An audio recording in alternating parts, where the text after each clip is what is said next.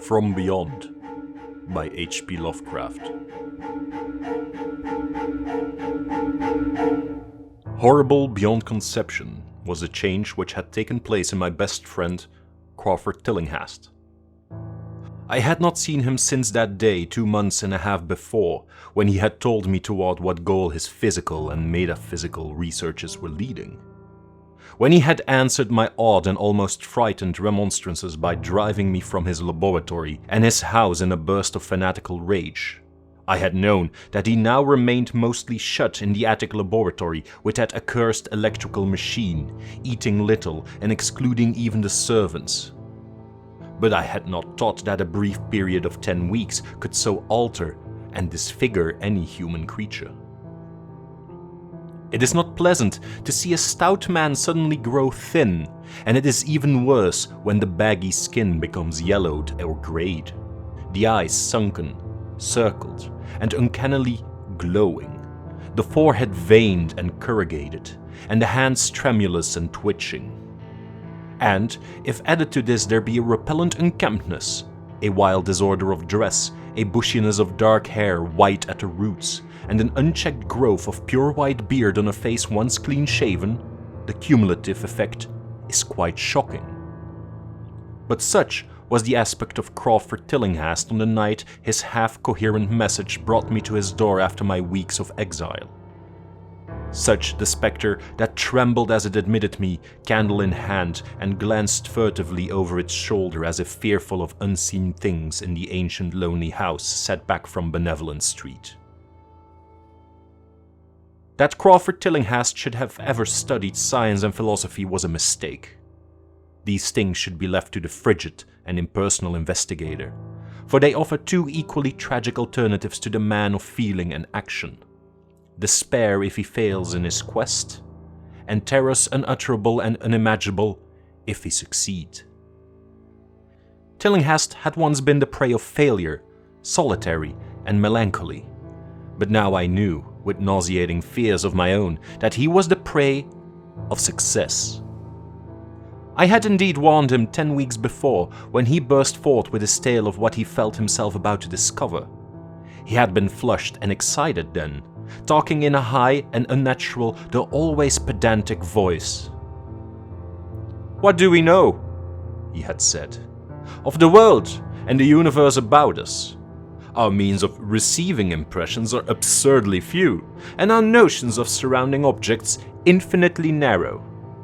We see things only as we are constructed to see them, and can gain no idea of their absolute nature. With 5 feeble senses, we pretend to comprehend the boundlessly complex cosmos, yet other beings with a wider, stronger, or different range of senses might not only see very differently the things we see, but might see and study whole worlds of matter, energy, and life which lie close at hand, yet can never be detected with the senses we have. I have always believed that such strange, inaccessible worlds exist at our very elbows, and now I believe I have found a way to break down the barriers. I am not joking. Within 24 hours, that machine near the table will generate waves acting on unrecognized sense organs that exist in us as atrophied or rudimentary vestiges. Those waves will open up to us many vistas unknown to man, and several unknown to anything we consider organic life. We shall see that at which dogs howl in the dark, and that at which cats prick up their ears after midnight. We shall see these things and other things which no breathing creature has yet seen. We shall overleap time, space, and dimensions, and without bodily motion peer to the bottom of creation." When Tillinghast said these things, I remonstrated, for I knew him well enough to be frightened rather than amused. But he was a fanatic, and drove me from the house. Now he was no less a fanatic, but his desire to speak had conquered his resentment, and he had written me imperatively in a hand I could scarcely recognize. As I entered the abode of the friend so suddenly metamorphosed to a shivering gargoyle, I became infected with a terror which seemed stalking on all the shadows. The words and beliefs expressed 10 weeks before seemed bodied forth in the darkness beyond the small circle of candlelight, and I sickened at the hollow, altered voice of my host. I wished the servants were about, and did not like it when he said they had all left 3 days previously. It seemed strange that old Gregory, at least, should desert his master without telling as tried a friend as I. It was he who had given me all the information I had of Tillinghast after I was repulsed in rage. Yet I soon subordinated all my fears to my growing curiosity and fascination. Just what Crawford Tillinghast now wished of me I could only guess, but that he had some stupendous secret or discovery to impart I could not doubt. Before I had protested at his unnatural pryings into the unthinkable. Now that he had evidently succeeded to some degree, I almost shared his spirit, terrible though the cost of victory appeared. Up through the dark emptiness of the house I followed the bobbing candle in the hand of this shaking parody on man. The electricity seemed to be turned off, and when I asked my guide, he said it was for a definite reason. It would be too much. I would not dare, he continued to mutter. I especially noted his new habit of muttering, for it was not like him to talk to himself. We entered the laboratory in the attic, and I observed that detestable electrical machine glowing with a sickly, sinister violet luminosity. It was connected with a powerful chemical battery, but seemed to be receiving no current, for I recall that in its experimental stage it had sputtered and purred when in action. In reply to my question, Tillinghast mumbled that his permanent glow was not electrical in any sense that I could understand. He now seated me near the machine so that it was on my right and turned the switch somewhere below the crowning cluster of glass bulbs. The usual sputtering began, turned to a whine, and terminated in a drone so soft as to suggest a return to silence. Meanwhile, the luminosity increased, waned again, then assumed a pale outre color or blend of colors which I could neither place nor describe. Tillinghast had been watching me, and noted my puzzled expression. "Do you know what it is?" he whispered. "That is ultraviolet." He chuckled oddly at my surprise. "You thought ultraviolet was invisible? And so it is. But you can see that and many other invisible things now. Listen to me. The waves from that thing are waking 1,000 sleeping senses in us. Senses which we inherit from eons of evolution, from the state of detached electrons to the state of organic humanity. I have seen truth, and I intend to show it to you. Do you wonder how it will seem? I will tell you." Here Tillinghast seated himself directly opposite of me, blowing out his candle and staring hideously into my eyes. "Your existing sense organs, ears first, I think, will pick up many of the impressions, for they are closely connected with the dormant organs. Then there will be others. You have heard of the pineal gland?" I laugh at the shallow endocrinologist, fellow dupe and fellow parvenu of the Freudian. That gland is the great sense organ of organs, I have found out. It is like sight in the end, and transmits visual pictures to the brain. If you are normal, that is the way you ought to get most of it. I mean, get most of the evidence from beyond. I looked about the immense attic room with the sloping south wall, dimly lit by rays which the everyday eye cannot see. The far corners were all shadows, and the whole place took on a hazy unreality which obscured its nature and invited the imagination to symbolism and phantasm. During the interval that Tillinghast was silent, I fancied myself in some vast and incredible temple of long-dead gods, some vague edifice of innumerable black stone columns reaching up from a floor of damp slabs to a cloudy height beyond the range of my vision. The picture was very vivid for a while, but gradually gave way to a more horrible conception, that of utter, absolute solitude in infinite, sightless, soundless space. There seemed to be a void and nothing more, and I felt a childish fear which prompted me to draw from my hip pocket the revolver I always carried after dark since the night I was held up in East Providence. Then, from the farthermost regions of remoteness, the sound softly glided into existence. It was infinitely faint, subtly vibrant and unmistakably musical, but held a quality of surpassing wildness which made its impact feel like a delicate torture of my whole body. I felt sensations like those one feels when accidentally scratching ground glass. Simultaneously, there developed something like a cold drought, which apparently swept past me from the direction of the distant sound. As I waited breathlessly, I perceived that both sound and wind were increasing, the effect being to give me an odd notion of myself as tied to a pair of rails in the path of a gigantic approaching locomotive. I began to speak to Tillinghast, and as I did so all the unusual impressions abruptly vanished. I saw only the man, the glowing machine, and the dim apartment. Tillinghast was grinning repulsively at the revolver which I had almost unconsciously drawn, but from his expression I was sure he had seen and heard as much as I, if not a great deal more. I whispered what I had experienced, and he bade me to remain as quiet and receptive as possible. "Don't move," he cautioned. "For in these rays we are able to be seen as well as to see. I told you the servants left, but I didn't tell you how. It was that thick-witted housekeeper. She turned on the lights downstairs after I had warned her not to, and the wires picked up sympathetic vibrations.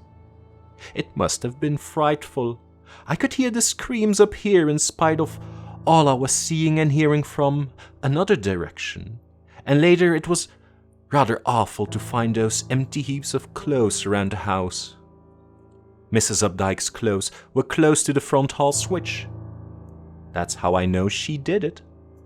It got them all. But so long as we don't move, we're fairly safe.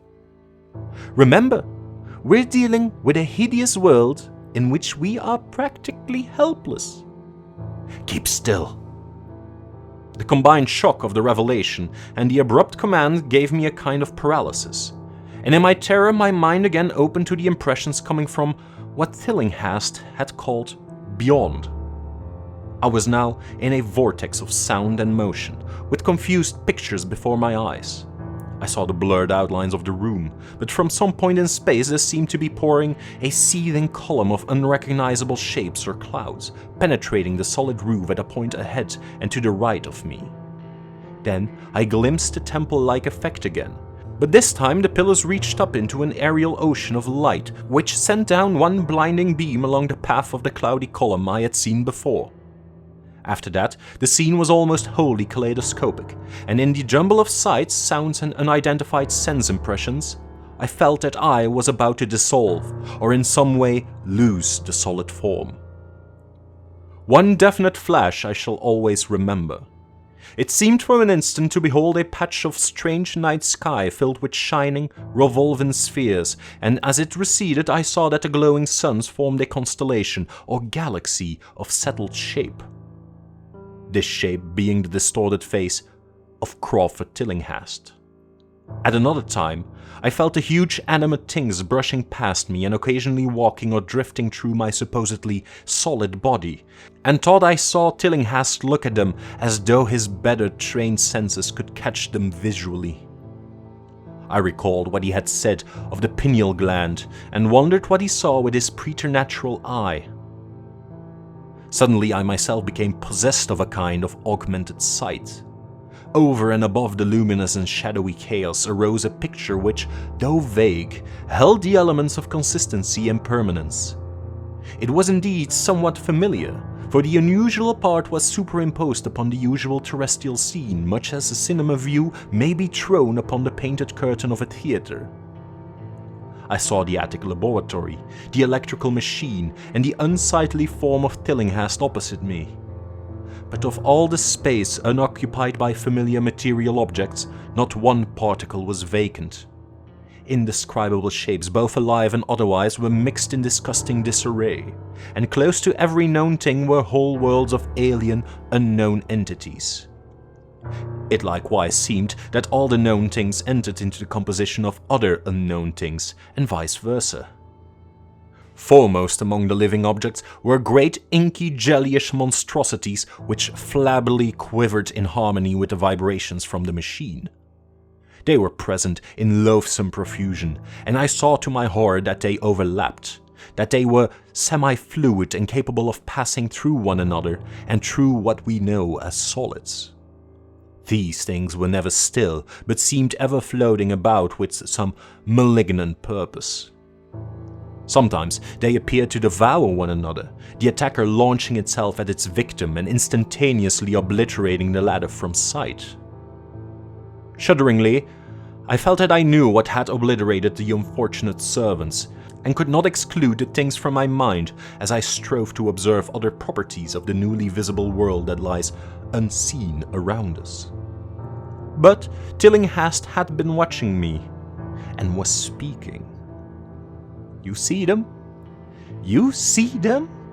You see the things that float and flop about you and through you every moment of your life? You see the creatures that form what men call the pure air and the blue sky? Have I not succeeded in breaking down the barrier? Have I not shown you worlds that no other living men have seen? I heard him scream through the horrible chaos and looked at the wild face thrust so offensively close to mine. His eyes were pits of flame, and they glared at me with what now I saw was overwhelming hatred. The machine droned detestable. You think those floundering things wiped out the servants? Fool! They are harmless. But the servants are gone, aren't they? You tried to stop me. You discouraged me when I needed every drop of encouragement I could get. You were afraid of the cosmic truth, you damned coward. But now I've got you. What swept up the servants? What made them scream so loud? Don't know, eh? You'll know soon enough. Look at me. Listen to what I say. Do you suppose there are really any such things as time and magnitude? Do you fancy there are such things as form or matter? I tell you, I have struck depths that your little brain can't picture. I have seen beyond the bounds of infinity and drawn down demons from the stars. I have harnessed the shadows that stride from world to world to sow death and madness. Space belongs to me, do you hear? Things are hunting me now. The things that devour and dissolve. But I know how to elude them. It is you they will get, as they got the servants. Stirring, dear sir? I told you it was dangerous to move.